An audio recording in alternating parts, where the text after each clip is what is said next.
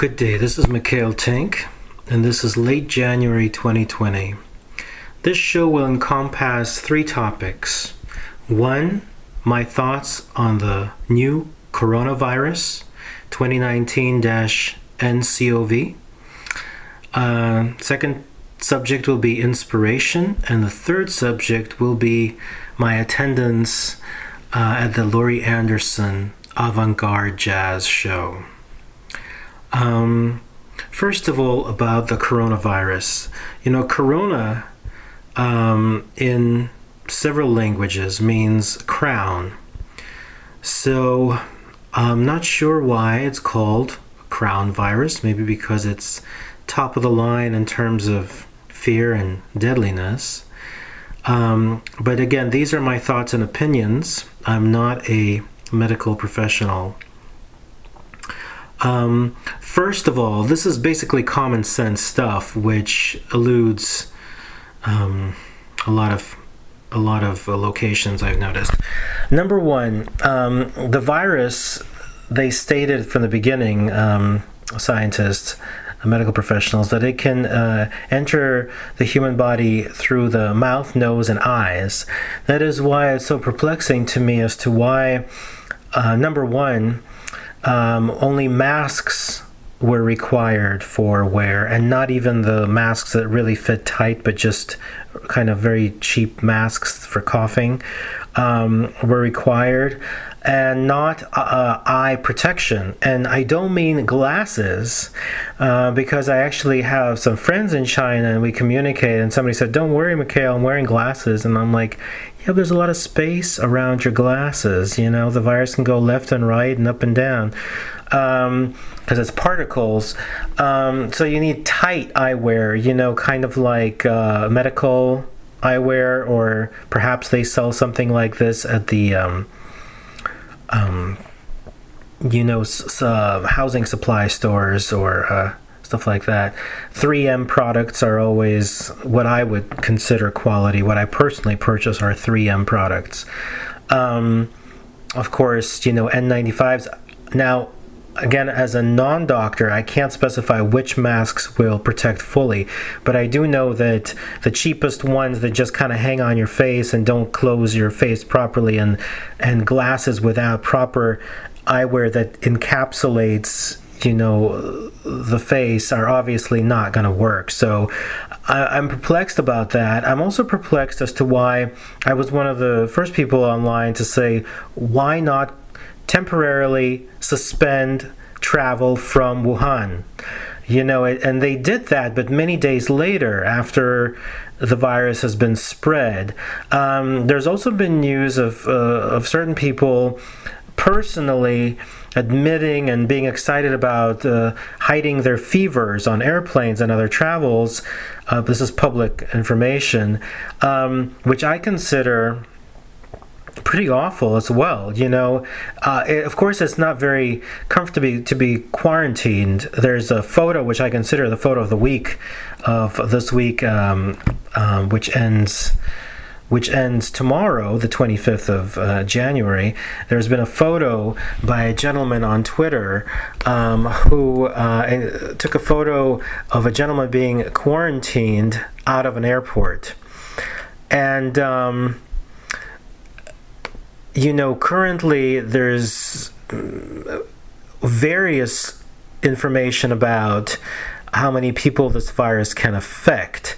I see now on Twitter a radio professional stated 65 million people could be affected by this. These are suppositions again. However, when it comes down to common sense, this is where I'm discussing this from. My concept of common sense deals with the following things. If the virus is coming, if something is unknown, first of all, I strongly suggest stop eating bats and snakes, because, there's images that I was sent and that are public where people eat, whole bats with their little faces, with their little wings and their little teeth and everything. Not only is that pardon my prejudice, repulsive, but obviously it has created SARS and other major crown viruses. So, please stop eating bats and snakes, number one. Number two, if there is a breakout of something unknown and we don't know how easily it gets transmitted, stop access of travel immediately. Don't wait around for 2, 3, 5 days, a week, or 2 weeks, because by that time the whole world gets this crap. And number three, if you're giving mandatory orders of protection, make sure you give them properly. Protect the whole face.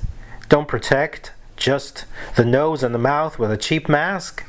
So, those things have to be in place. It's also interesting to me that they're building a new hospital in Wuhan,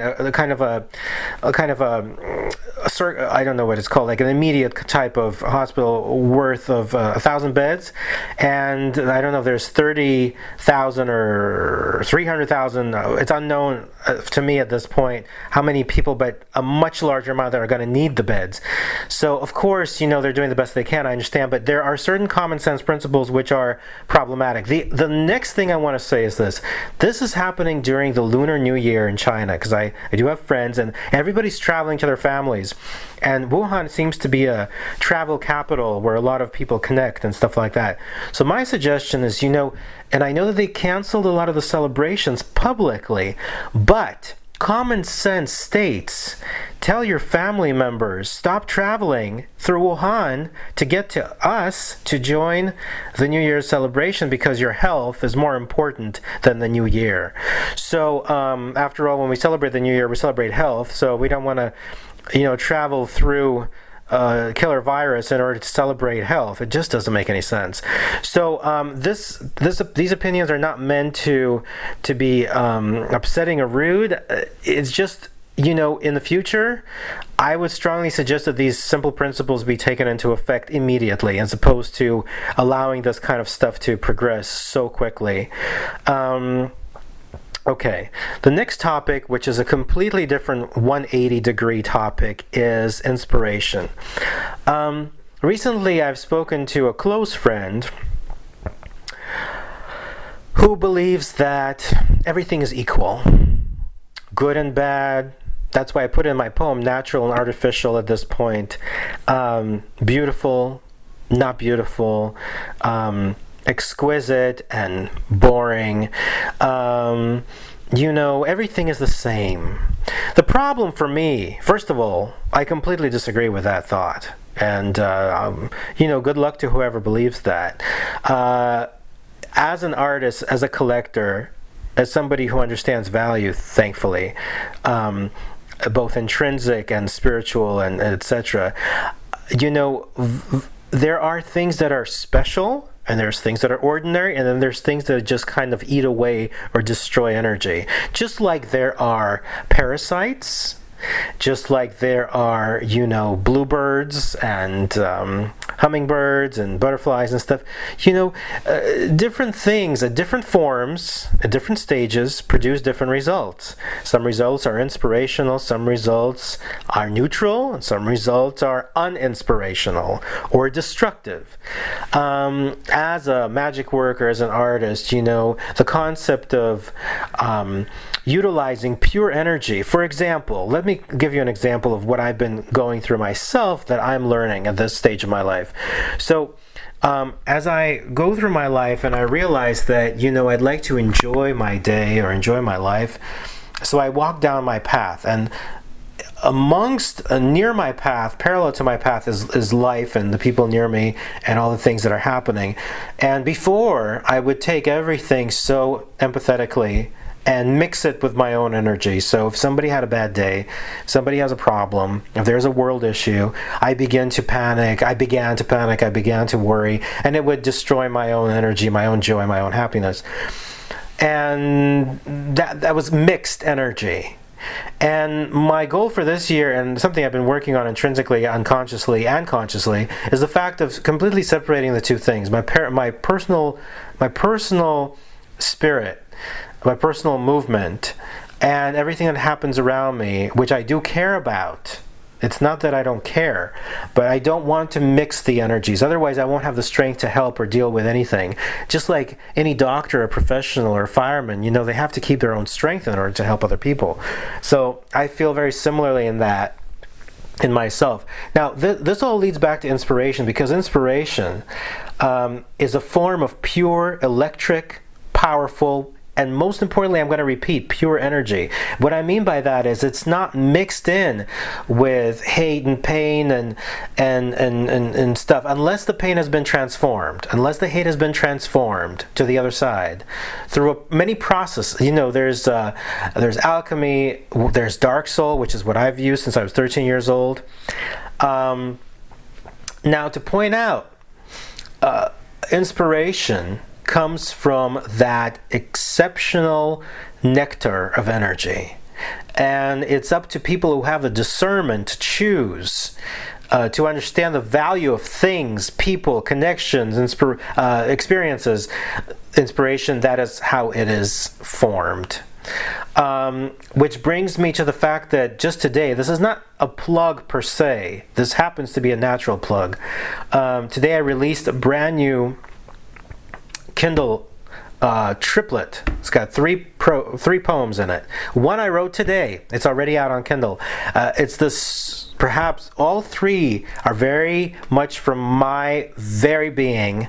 All of them deal with artifice, inspiration, getting out of all of the extreme darkness in the world, and appreciating the spark of inspiration. So it's called Blessed Be, and it's available on Kindle.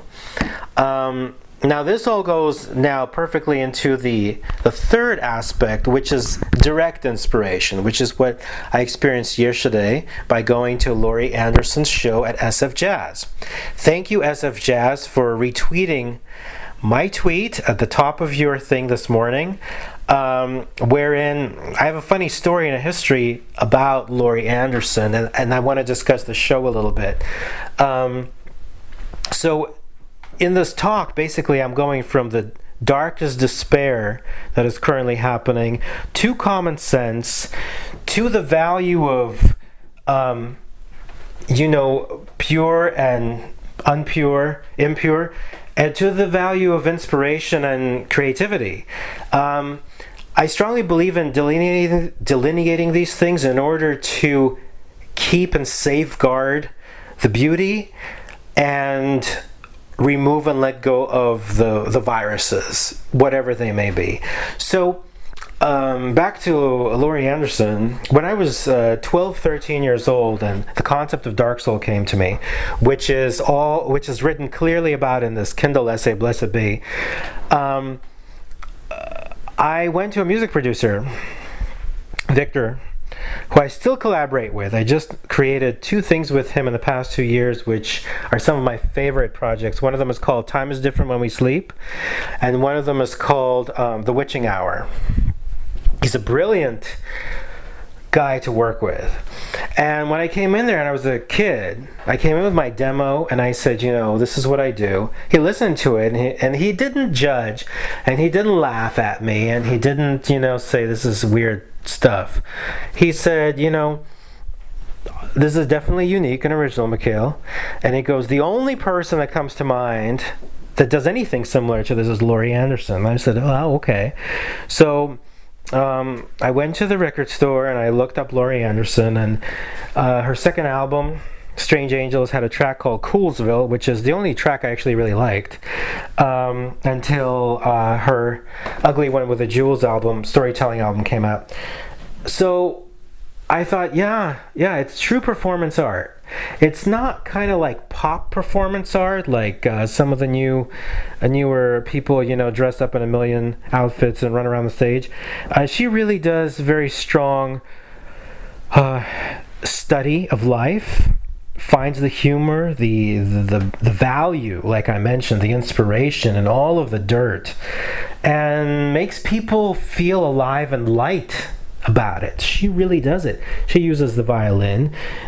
She uses her tremendous amount of electronic sounds and loops and samples and things.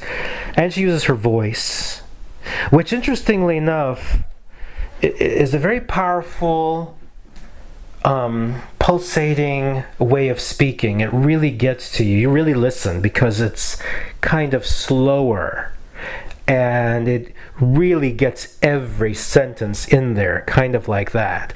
So I went to see her live a few times. I had a chance to go see her at UC Berkeley many years ago when she did the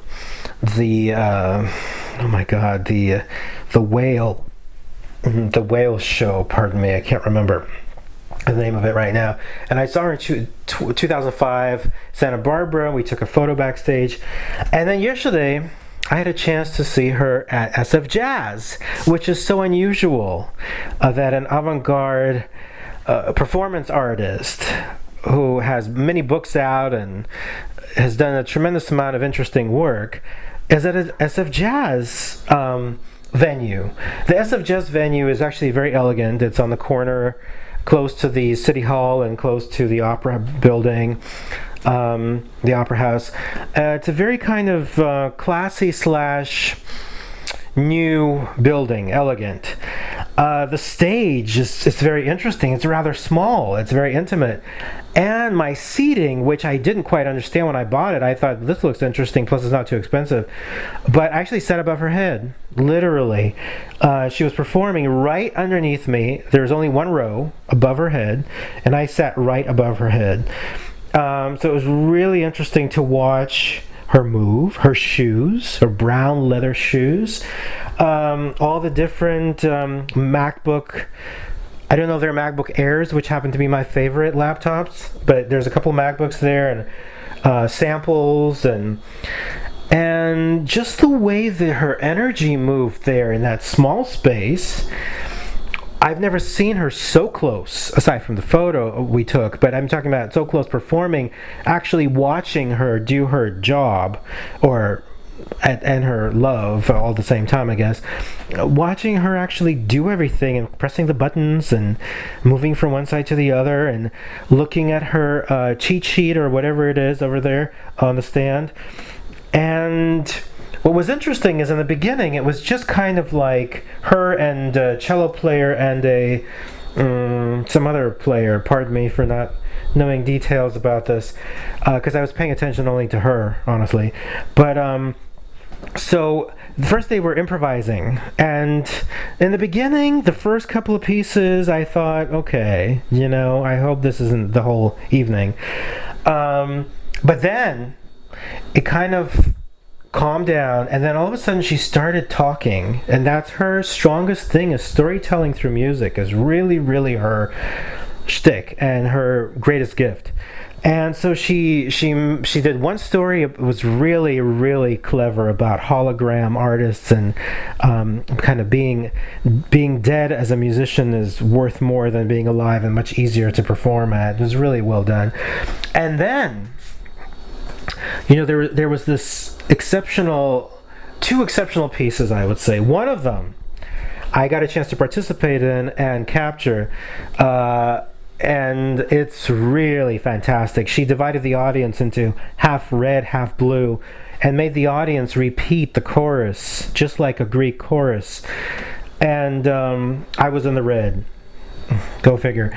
And so we did the thing, and I have it, for memory's sake. It's very, very special. The way she included the audience, it was a long piece altogether. I would say, I may be incorrect, but from my perspective, the whole piece was about 9 minutes. It may have been two connecting pieces, but for me, it felt like one piece because they were really connected. It was just an exceptional, both funny and thoughtful and deep and brilliant. After that, they actually did a fantastic improvisation with the three of the musicians, including Lori, where they did this very strong crescendo orgasmic kind of movement, and I have that for memory's sake as well. just because it's so powerful. They really got into it. And what's interesting is that she mentioned, we don't know what we're doing. We're just doing stuff. And in the beginning, it seems like, okay, you don't know what you're doing. But of course, the fact that they all know what they're doing by themselves, and they're listening to each other. And it's very, very sensual. It's just like really good, pardon me, sex, in the sense that, you never know where it's going to go. How, unless it's all pre-planned or pre-programmed, it's all the same, unless it's boring, it just kind of takes a life of its own. And that's what happened here. It wasn't, I don't know how, they rehearsed exactly, but it wasn't fully rehearsed. There's a lot of room for, or a tremendous amount of room for improvisation. Of course, she did know the stories that she was sharing, which were far and few in between. And again, my favorite was the red and blue climate change story. Nothing to do with the politics of that, because I'm not even going to start on that topic, but the performance element was exceptional. Her voice, her energy, the way that she empowered and overpowered the room. She basically made the room respect her completely and follow her directions. It was mesmerizing, it was magnetic, it was fun, it was captivating. Wow. I can't really describe it any other way aside from wow. After leaving the show, which I left early because I had something interesting to do, I was so inspired. I love to leave every show early. That's just a personal thing, because for some reason when I hear people talk after the show, and people always have kind of something derogatory or something to say, I hear it and it always kind of bugs me. So I don't want to hear anybody's opinion, which when I'm giving an opinion now. I know it's a catch-22, but I don't want to hear anybody's negative opinions, because I feel inspired and I want to enjoy that movement, because she is a true artist. And so I left early and I felt wow. And it kind of, just like true art does, it just went through me.